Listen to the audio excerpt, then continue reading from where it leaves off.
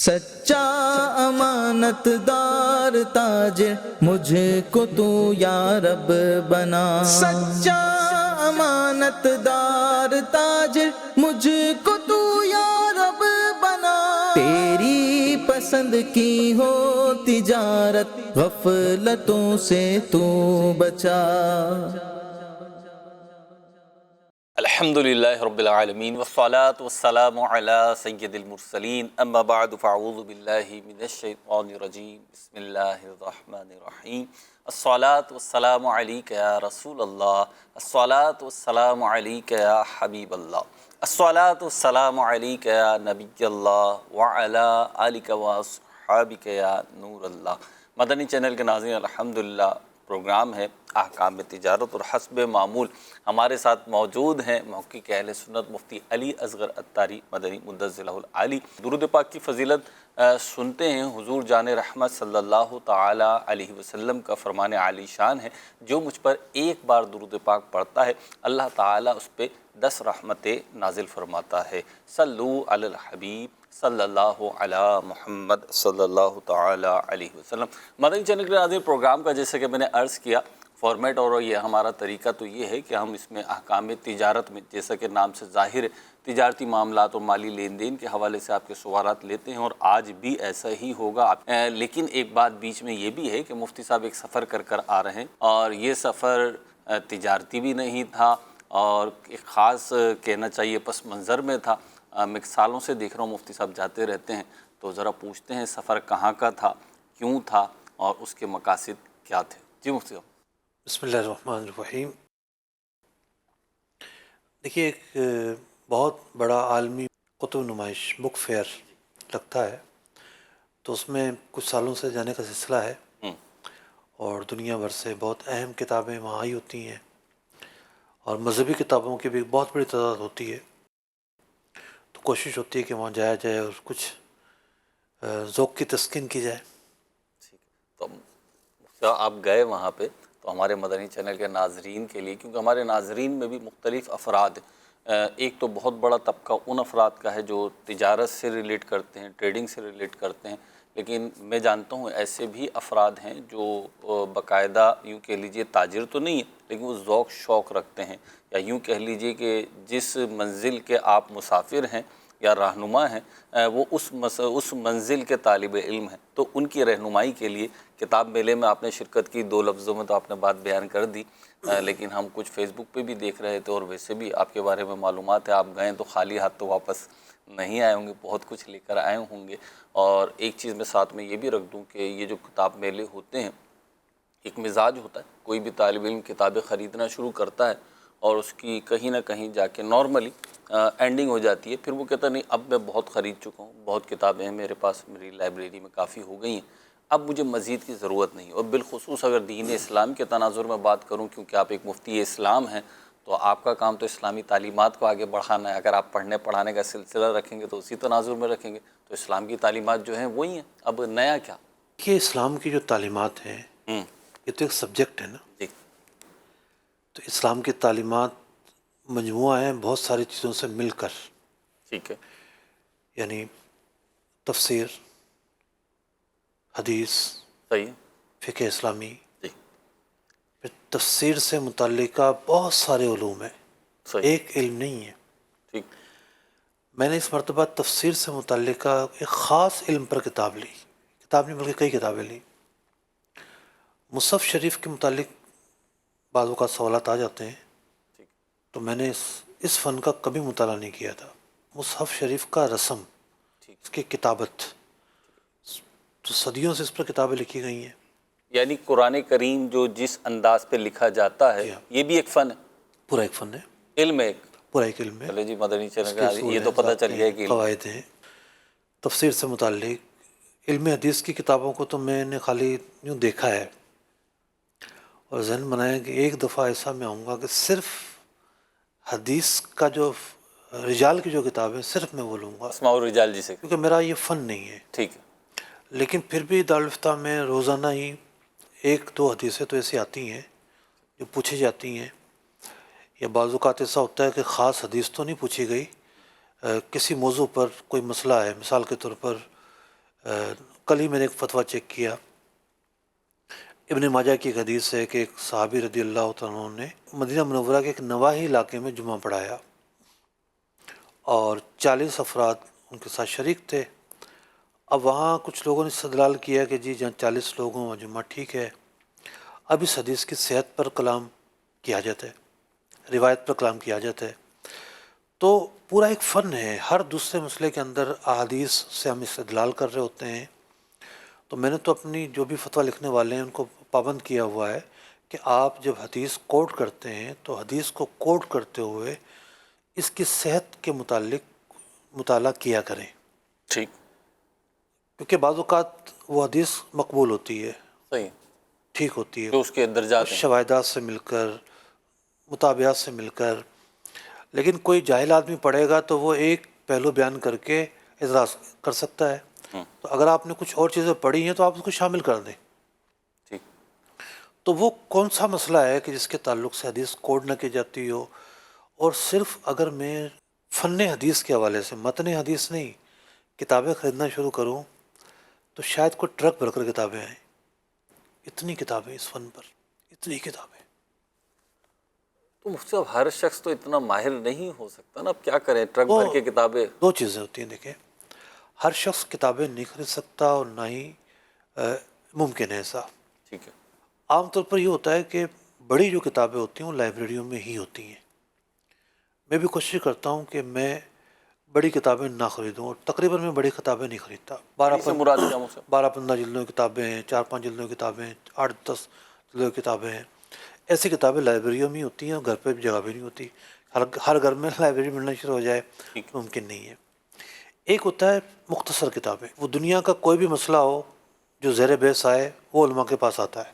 صحیح، تو ہر زیر بحث مسئلہ جب علماء کے پاس آتا ہے تو اس پر پھر رائے رکھنا، اس پر رائے دینا، اس کے متعلق جائز اور ناجائز کا پہلو رکھنا، یہ ایک ذمہ داری ہے نا۔ ٹھیک، تو ایک تو یہ ہے کہ اگر آپ کا مطالعہ وسیع نہیں ہوگا تو آپ اس رائے رکھنے میں توازن برقرار نہیں رکھ سکیں گے، خطا کا امکان بڑھ جاتا ہے۔ تو مطالعے کا وسیع ہونا بہت زیادہ ضروری ہے۔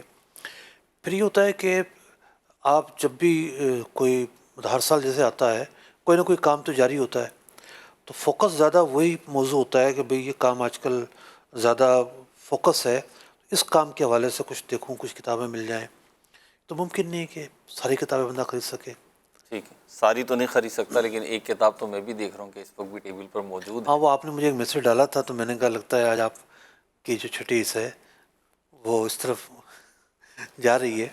میں تو یہ بھی دیکھ رہا تھا کہ بعض چیزیں ہوتی ہیں، مجھے اپنا آنکھوں دیکھا بھی تجربہ، اور پھر ابھی آپ نے تذکرہ بھی کیا تھا کہ قصیدہ حمزیہ پر آپ نے ایک تبصرہ کیا تھا کہ جی یہ مل رہا ہے کہ یہ امام بصیری رحمۃ اللہ تعالیٰ علیہ کا، اور بعض اوقات میرا یہ بھی مشاہدہ رہا ہے آپ کے ساتھ کہ ایک نسخہ آپ کے پاس موجود ہے لیکن اس سے اعلیٰ کوئی نسخہ ملا آپ کو کوالٹی وائز یا کسی اور جہیز سے، تو پھر آپ وہ بھی لے لیتے ہیں۔ تو دیکھیں، بعض کتابیں ایسی ہوتی ہیں کہ جو ہمارے زیر بحث مسائل کا ماخذ ہوتی ہیں۔ اعلیٰ حضرت علیہ رحمہ نے قصیدہ حمزیہ کی جو شروحات ہیں ان کو کوٹ کیا ہے، بہت سارے مسائل میں کوٹ کیا ہے۔ ٹھیک، امام ابن حجر کی جو شرح ہے من المقیہ، یعنی مجھے یاد ہے کہ وہ فتاوی رضیہ میں بھی اس کی تخریج نہیں ہے ٹھیک ہے، کہ بس کتاب نہیں ہوگی، تو جب چھپی تو مجھے بڑی خوشی حاصل ہوئی۔ میں ایک مکتبے میں جو میرا ٹارگٹ تھا کچھ کتابیں میں لے رہا تھا، اب وہ بل بنا رہا ہے، اتنے میں میری نظر ایک کتاب پہ پڑی، میں نے اس کو اٹھایا، دیکھا کیا ہے، صفحات کھولے، پتہ چلا کہ قصیدہ حمزیہ کی ایک ایسی شرح ہے جو آج تک میری نظر سے گزری ہی نہیں ہے۔ ٹھیک ہے، بڑی خوشی ہوئی۔ تو آپ کو تو خزانہ مل گیا۔ ایک اور ملک سے ایک بہت بڑے مفتی صاحب آئے ہوئے تھے، بہت ہی عظیم شخصیت، ان کے خدمات، ان کی پوری زندگی جو ہے وہ خدمات میں گزری ہے۔ اللہ پاک انہیں صحت تندرستی عطا فرمائے اور ان کی کاوشوں کو قبول فرمائے، اور ان کی خدمات کو میں بیان نہیں کر سکتا، ایسی خدمات ہیں۔ ٹھیک، تو ملاقات ہوئی، باقی چیزوں کے ساتھ ساتھ میں چپکے سے گیا اس مکتبے پہ اور وہی قصیدہ حمزیہ کی شرح، شرح خریدی۔ میں کہا حضرت ایک تحفہ میں آپ کو دینا چاہتا ہوں، تو میں نے ان کی خدمت میں وہ پیش کی، بڑے خوش ہو وہ بھی، اس کتاب کی قدر کو جانتے تھے۔ ٹھیک، تو یوں کتابیں جو ہیں وہ ہوتا یہ ہے کہ کچھ نئی کتابیں آتی ہیں کچھ پرانی ہوتی ہیں، ہماری نظر سے نہیں گزری ہوتی، ٹھیک ہے، کچھ ایسی ہوتی ہیں کہ جو پہلے سے چھپ رہی ہیں، پتہ بھی ہے لیکن اس کی ضرورت نہیں ہوتی، لیکن آپ کوئی ایسا کام کر رہے ہوتے ہیں اب آپ کو ضرورت ہوتی ہے. ٹھیک. ڈفرینٹ چیزیں ہیں. میرے سامنے ایک کتاب ہے، میں نے آپ کو بھی نہیں دکھائی. ٹھیک.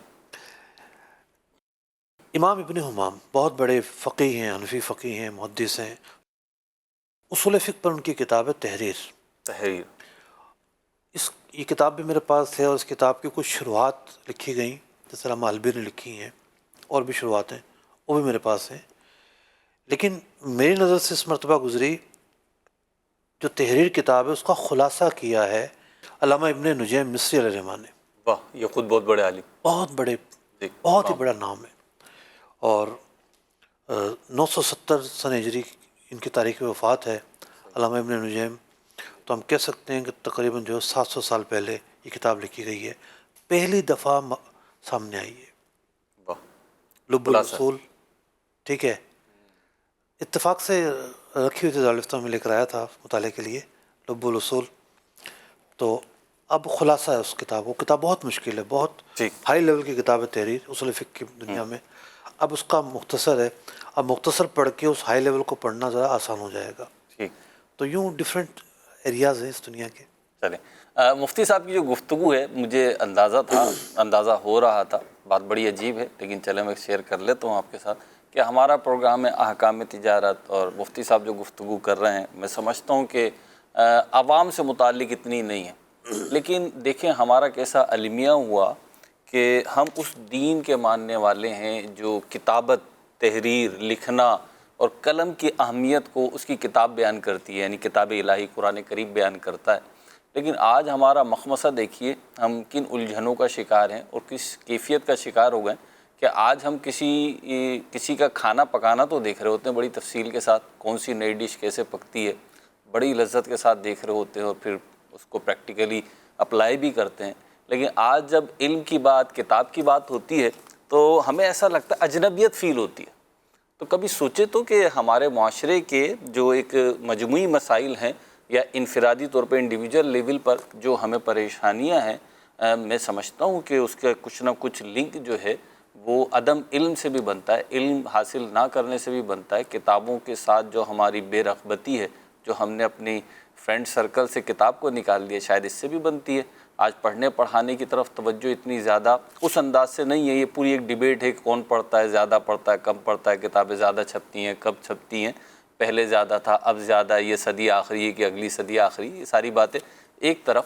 لیکن اپنے گھروں میں آپ کتابیں رکھیے. میں نے بعض اسلاف کے اقوال پڑھے کہ جس گھر میں کتابیں نہیں ہیں وہ تو گویا کہ ویران ہے، اس گھر میں تو کوئی چیز ایسی ہے ہی نہیں. تو آپ کتابوں کی طرف آئیے اور میں آپ کو دعوت دوں گا کہ مکتبۃ المدینہ کی ویب سائٹ بھی وزٹ کیجئے. مکتبۃ المدینہ کی مختلف ممالک میں پاکستان سمیت 100 سے زیادہ شاخیں ہیں، اور اس کی جو کتابیں ہیں وہ مختلف جو ہمارے ریڈرز ہیں ان کے ذہنی سطح کو سامنے رکھ کے لکھی گئی ہیں. بچوں کے لیے الگ ہیں، بڑوں کے لیے الگ ہیں، خواتین اسلام. کہتے ہیں نا کہ یہ صدی آخری ہے.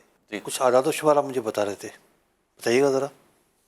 ابھی اس کا بتا رہا تھا میں، تو جدھر آپ گئے تھے بک فیئر میں، تو یہاں پہ 112 عرب ممالک اور دیگر ممالک کے ملا کر 2500 پبلشرز اور ان کے نمائندوں نے شرکت کی تھی.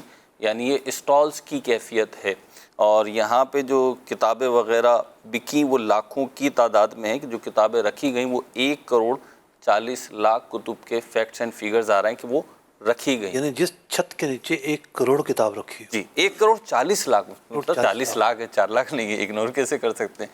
تقریباً 1.5 کروڑ کے لگ بھگ. میں ایک حال میں نے قدم بھی نہیں رکھا. جی قدم بھی نہیں رکھا میں نے. جی کیونکہ میں نے اپنا ایک وقت تقسیم کیا تھا کہ میں نے اتنا وقت یہاں صرف کرنا ہے. جی میں وہاں جا ہی نہیں سکا. ٹھیک ہے، حالانکہ وہاں بہت سارے مکتبے تھے، بہت بڑا حال تھا. آپ کے ساتھ تو ایسا ہوتا ہے، مطلب یہ تو ظاہر بات ترجیح اس کو کہتے ہیں، آپ کو کچھ چھوڑنا پڑتا ہے، کچھ کرنا پڑتا ہے. تو 1 کروڑ کتاب جس چھت کے نیچے رکھی ہو، عالم دیکھیے وہاں کیسا عالم ہوگا. اور یہ تو ایک کی بات ہے نا، ایک کی بات ہے. مجھے یہاں یاد آ رہا ہے کہ ایک عالم صاحب نے بڑی پیاری بات ارشاد فرمائی تھی. انہوں نے فرمایا کہ کسی کو اپنا کل علم دیکھنا ہو. بعض اوقات ہوتا ہے نا کہ اپنے علم پہ بڑا ناز ہونے لگتا ہے، اور یہ جب علم نہیں ہوتا جب زیادہ ہوتا ہے. جیسے جیسے علم آتا ہے تو اپنی کم علمی کا وہ ہوتا ہے، لیکن جب جیسے جس کو علم نہیں ہوتا تو اسے بڑا ناز ہوتا ہے. تو انہوں نے لکھا تھا مفتی صاحب کہ کسی لائبریری میں چلے جائیں اور کسی ایک فن پر، جس فن کی اتنی زیادہ یوں اہمیت بھی نہ ہو کہ وہ اوپر درجے کا ہو بلکہ اس سے اوپر درجے کے فنون موجود ہوں، تو اس کو انہوں نے ادھر مثال دی تھی کہ صرف صرف و نحو کی کتب بھی دیکھ لیجئے، عربی گرامر کی کتابیں دیکھیں تو بندہ سوچے میں نے پڑھا کیا آج تک، کہ ہزاروں لاکھوں کتابیں ایک مضمون پہ، ایک اس سے متعلقات پہ مل میں نے جائیں. ایک کتاب اس مرتبہ لی 6 جلدوں پر وہ کتاب ہے. جی ٹھیک ہے، میرے بچے نے حفظ مکمل کیا ہے، تقریباً مکمل ہو گیا ہے، تو یہ میں نے اس ذہن سے لے کے یہ ان کو کام آئے گی. 6 جلدوں پر کتاب ہے، صرف قرآن پاک کے جو متشابہ آیات ہیں، جی یعنی پڑھنے میں جو حافظ کو متشابہ لگتے ہیں، ٹھیک. ایک جگہ یہ آیا، ایک جگہ یہ آیا، ایک جگہ یہ، ایک قریب کے معاصر ہیں. ٹھیک. 6 جلدوں پر صرف اس فن پر کتاب لکھی ہے. سبحان اللہ، اب دیکھیں، قربان جائیے. اور قرآنیات تو پورا ایک موضوع ہے، اس پہ تو آپ یقین مانیں ایک ہماری پوری سیریز ہو سکتی ہے. ایک ہفتے کی بات نہیں کر رہا ہوں میں، ریگولر بیسس پر سیریز ہو سکتی ہے. مفتی صاحب موجود ہوں، کچھ انہی جیسے شائقین کتب موجود ہیں، اور کچھ جو ہے اچھے سوالات ریز کرنے والے موجود ہوں، تو بہت فائدہ ہوگا. اللہ پاک ہمیں برکت نصیب فرمائے، کتابیں پڑھنے کا ذوق نصیب فرمائے، اور اچھی کتابیں. یہ بھی نہیں کہ سب جیسے کھانے پینے میں احتیاط ہوتی ہے تو ایسی کتاب کی خریداری اور اس کو پڑھنے میں بھی احتیاط کرنی ہے.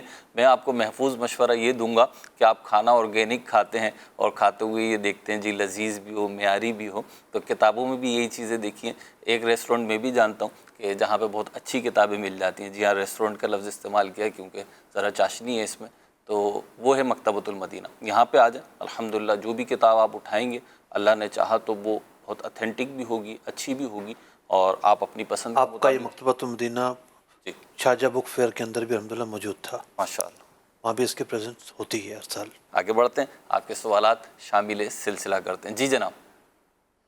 جی مفتی صاحب، میرا سوال یہ ہے کہ میں نے جو ہے کمیٹی ڈالی تھی، پرچیوں میں نکلتی ہے، لیکن انہوں نے جو ہے نا میری غیر موجودگی میں ہی پرچیاں ڈال کر تو خود ہی انہوں نے سارے نام نکال لیے، اور میرا نام تقریباً 6 نمبر پر تھا. اور کمیٹی جب وہ وصول کرنے آتا تھا تو اس میں جو ہے کچھ کمیٹیاں شارٹ ہو گئی کہ 10 تاریخ تک واجب الادا. انہوں نے کہا بھئی 10 تاریخ تک آپ کے پاس ٹائم ہے، آپ نے دینا ہے، اور میری بس کسی وجہ سے جو ہے 10 تک پوری نہ ہو سکتی تھی. ہر مہینے میں جو ہے نا 15 تاریخ تک، 16 تاریخ تک، 17 تاریخ تک جو ہے نا وہ کمیٹی چلی جاتی تھی. اور اب اس مہینے کے جو ہے نا 10 تاریخ کو کمیٹی میری نکلنی تھی، تو جب میں ان سے آج وصول کرنے گیا ہوں تو انہوں نے کہا ہے کہ جی آپ نے کمیٹی لیٹ کرتے رہے ہیں اور اس کا جو جرمانہ ہے یا اس کے آپ کی جگہ پہ جو کمیٹی ہے وہ ہم کو برداشت کرنی پڑی ہے. تو لہٰذا آپ نے ہمیں تنگ کیا، اس کی وجہ سے جو ہے نا آپ کی کمیٹی جو ہے وہ سب سے آخر پہ چلی گئی ہے.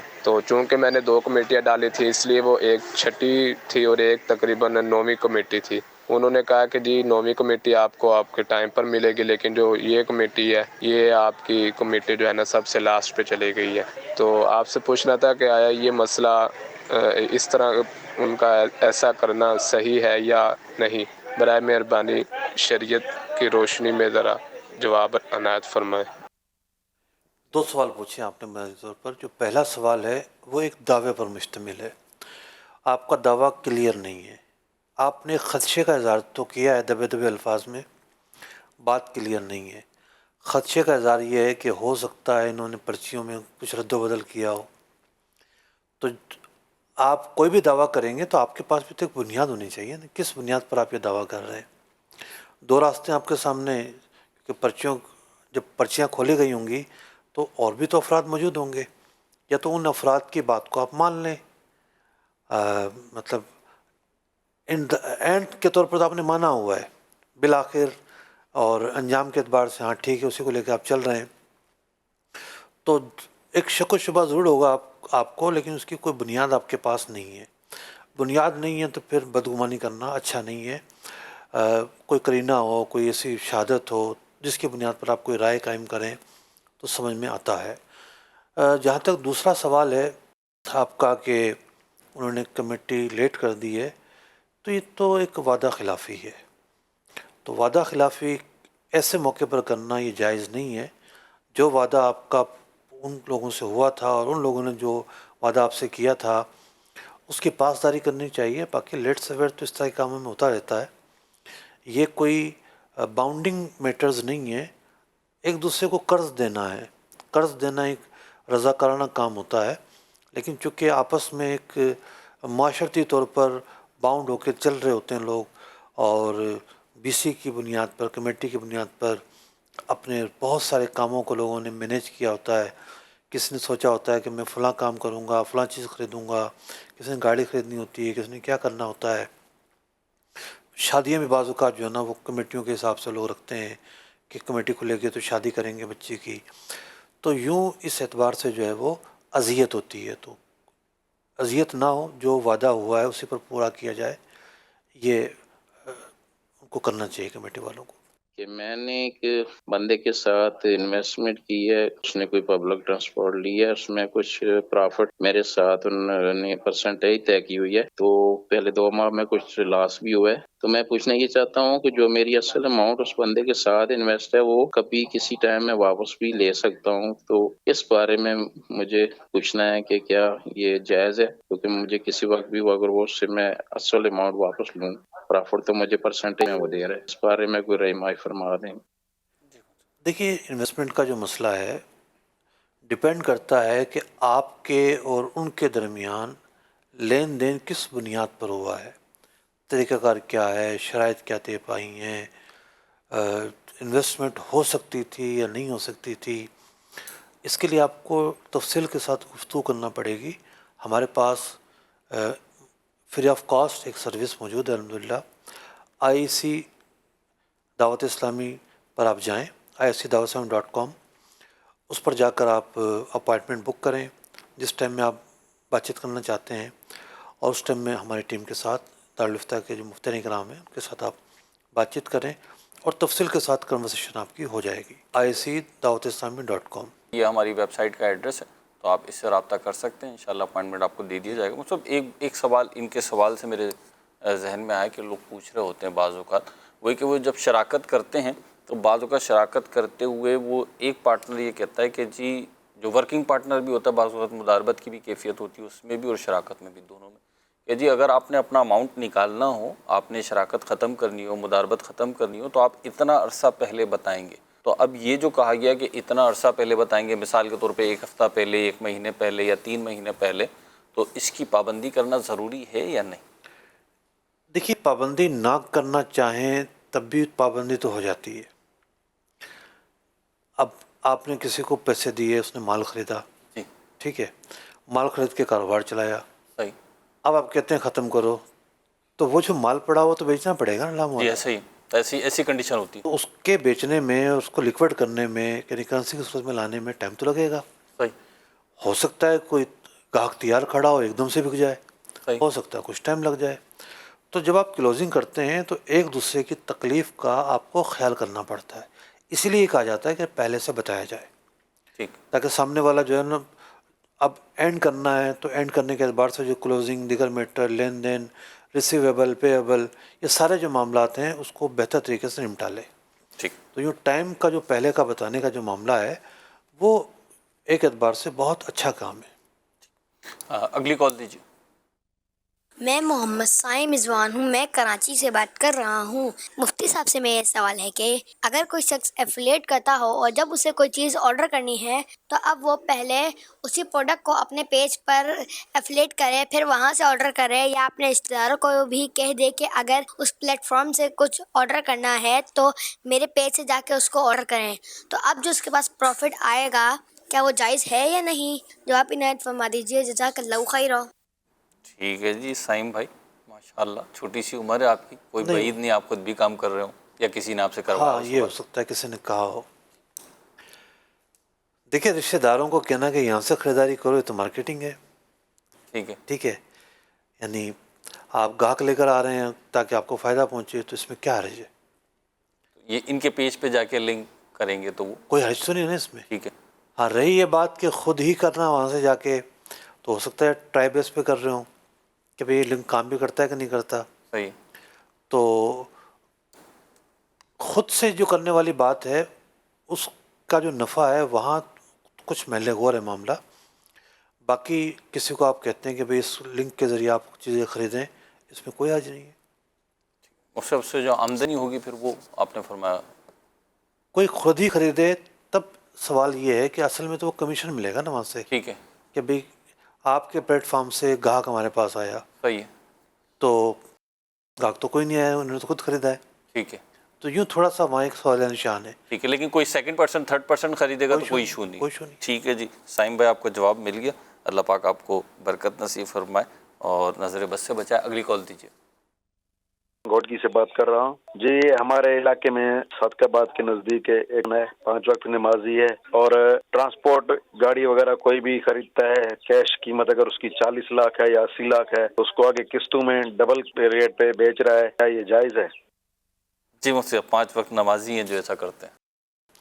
دیکھیے جو نمازی ہوتا ہے نا اس کو ایک برکت بڑی اعلیٰ ملی ہوتی ہے، بہت ہی اعلیٰ، کہ وہ روزانہ امام مسجد کے ساتھ الیگ سلیگ ضرور کرتا ہے. اب امام مسجد اگر عالم ہو تو کچھ سوال بھی پوچھتا ہوگا، اور روز مرہ کے مسائل، زندگی کے مسائل، یعنی اسے تو ایک ڈیسک مفت میں ملی ہوتی ہے نا امام صاحب کی.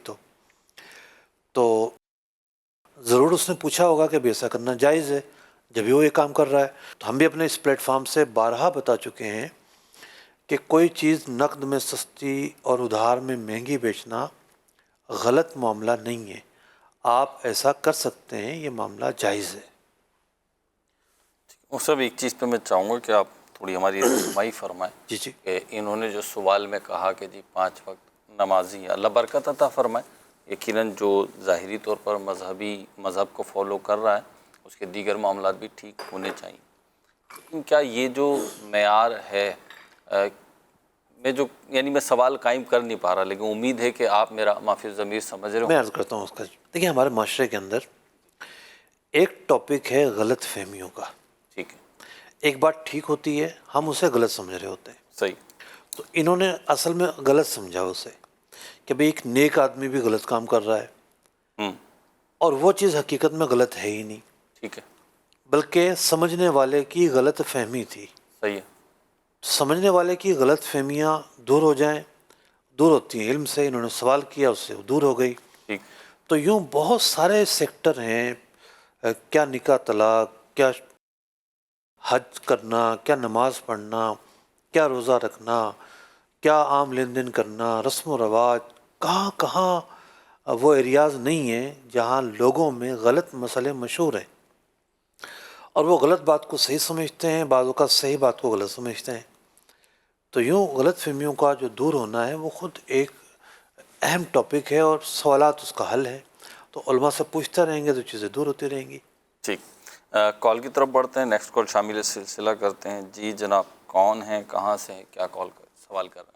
مفتی صاحب سے میرا سوال یہ ہے کہ مفتی صاحب بہت سارے سافٹ ویئر ایسے ہوتے ہیں جو فری نہیں ہوتے، پیڈ ورژن ہوتے ہیں، کیا ان کو کریک کر کے استعمال کرنا ٹھیک ہے یا نہیں؟ فری نہیں ہوتے، کریک کر کے استعمال کرتے. پہلے انہوں نے کہا تھا فری ہوتے ہیں. کہ مجھے ایسے لگا کہ پہلے انہوں نے کہا، شاید یہ کہنا چاہ رہے ہیں بہت سارے فری ہوتے ہیں لیکن بہت سارے فری نہیں ہوتے. ملکی قوانین کو سامنے رکھ کے ہی جو ہے نا کوئی جواب دیا جا سکتا ہے. کون سا سافٹ ویئر ہے، ملکی قانون کیا کہتا ہے، کیا نہیں کہتا، مسلمان نے بنایا ہے، غیر مسلم نے بنایا ہے. تو یہ بہت سارے سوالات ہیں جس کے بعد اس کا جواب دینا ممکن ہے.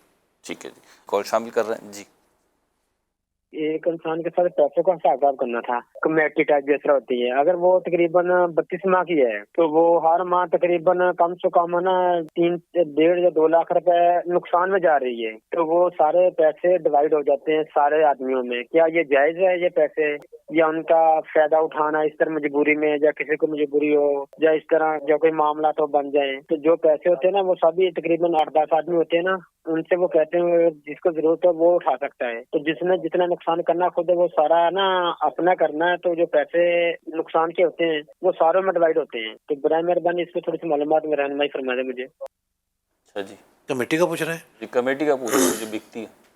دیکھیے یہ جو کمیٹی ہے خالصتاً سودی کمیٹی ہے. کمیٹی ڈالنا کیا ہے، آپ دوسرے کو قرضہ دیتے ہیں،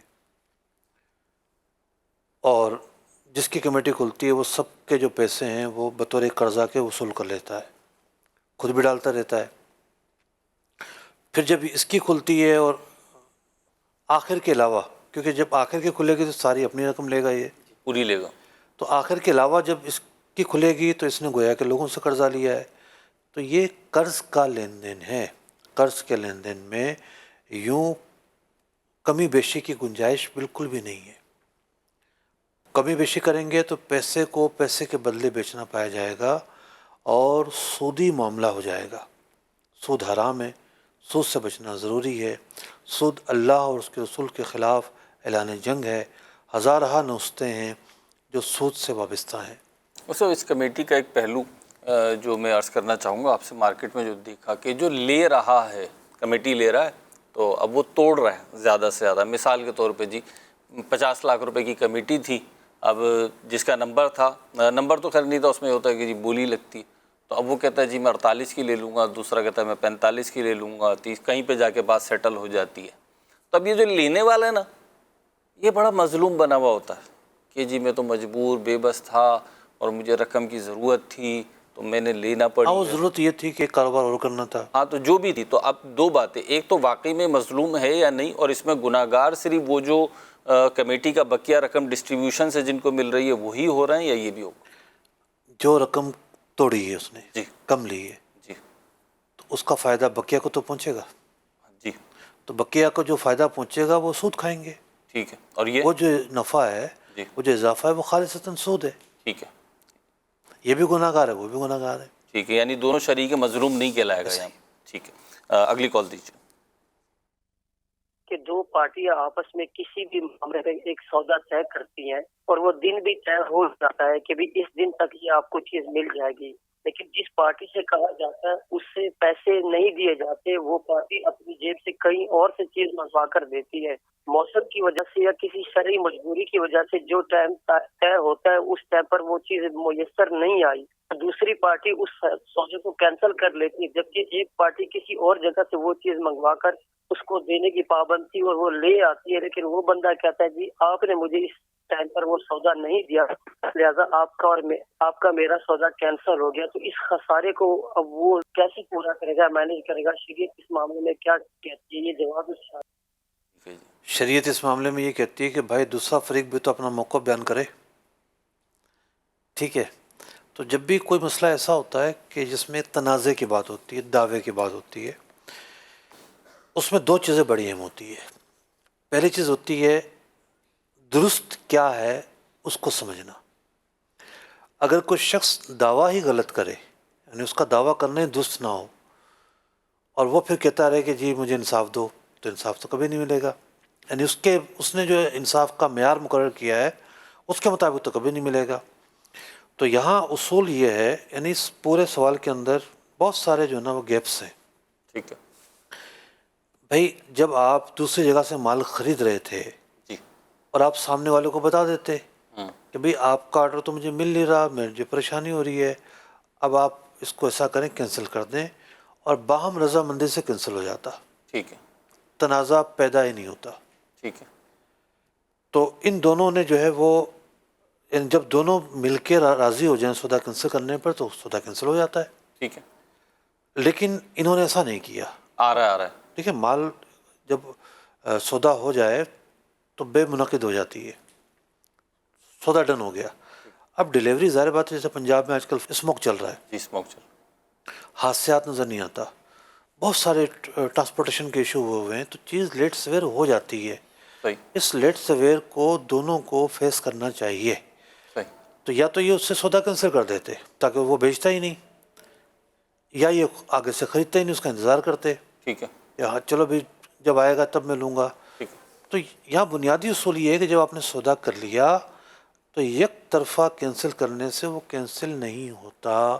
یہ ایک بنیادی اصول ہے. اب اس اصول کو اگر سامنے رکھا جائے تو یہ دعوی غلط ہو جائے گا کہ نقصان کون برداشت کرے گا، کیسے ہوگا، کیوں ہوگا، کیا ہوگا. اس اصول کو سامنے رکھتے ہوئے ان کو وہ چیز لینی ہی پڑے گی. صحیح. لینی پڑے گی، یا باہم رضامندی کے بغیر کچھ لیے دیے اس کو کینسل کر دیں. ٹھیک ہے. یہ دو راستے ہیں. ٹھیک ہے. ایک چیز جو ان کے سوال میں تھی کہ جو پارٹی ان سے لے رہی ہے، اصل میں تو ان کا اور ایک پارٹی کا سودا ہو رہا ہے، تو جو پارٹی ان سے لے رہی ہے وہ تو اس چیز کو نہیں جانتی ہے کہاں سے منگائیں گے، کیسے منگائیں گے، کیا منگائیں گے، تو یہ چیز ان کے پاس موجود بھی نہیں ہے، یہ کسی تھرڈ پارٹی سے منگا کے دے رہے ہیں۔ یہ ہوتا ہے نا کہ ابھی گاہک نکلنے کا اندیشہ ہوتا ہے، جی کسی اور سے منگا کے دے دی انہوں نے، صحیح، لیکن اس کے بعد بھی تو گاہک آئیں گے نا۔ ٹھیک ہے، یا تو آپ سامنے والے کو جس سے آپ کی پہلے ڈیل چل رہی ہے اس کو لائن پہ لے لیں ٹھیک کہ ہے، بھئی آپ سے نہیں خرید سکوں گا، میں معذرت ٹھیک ہے، قبول فرمائیں، وہ قبول کر لے تو سودا کینسل ہو جائے گا۔ ٹھیک ہے۔ یہ سوال جواب جو ہوا، اس پہ مجھے ایک بات سیکھنے کی یہ بتانی تھی، مجھے مفتی صاحب نے کسی موقع پہ یہ بات سمجھائی تھی کہ جب بھی آگے سے کوئی ایشو آ رہا ہو یا پرابلم آ رہی ہو، رکاوٹ آ رہی ہو، ایسا لگ رہا ہو کہ کام درست نہیں ہو سکے گا، وقت پہ نہیں ہو سکے گا، یا جیسا کرنا چاہ رہے ہیں ویسا نہیں ہو سکے گا، تو کم از کم جہاں سے آپ کو وہ آرڈر ملا ہے وہاں تو آپ انفارم کریں نا کہ جی آگے صورتحال یہ ہے۔ پتہ چلا کہ جب وہ رزلٹ دینے کا موقع آ رہا ہے تو آپ انہیں جو ہے نا وہ بہانے دے رہے ہیں، تو اس موقع پہ زیادہ بگڑتا، تو انڈرسٹینڈنگ کے ساتھ چلیں گے جیسا کہ مفتی صاحب نے بتایا، تو امید ہے کہ پیچیدگی کم ہوگی اور اختلافات بھی نہیں ہوں گے، اور اللہ نے چاہا تو بڑے نقصان سے بھی بچ جائیں گے۔ ہمارے سلسلے کا وقت اختتام کو پہنچا۔ صلو علی الحبیب صلی اللہ علی محمد صلی اللہ علیہ وسلم۔ سچا امانت دار تاجر مجھے کو تو یا رب بنا، سچا امانت دار تاجر مجھے کو تو یا رب بنا، تیری پسند کی ہو تجارت غفلتوں سے تو بچا۔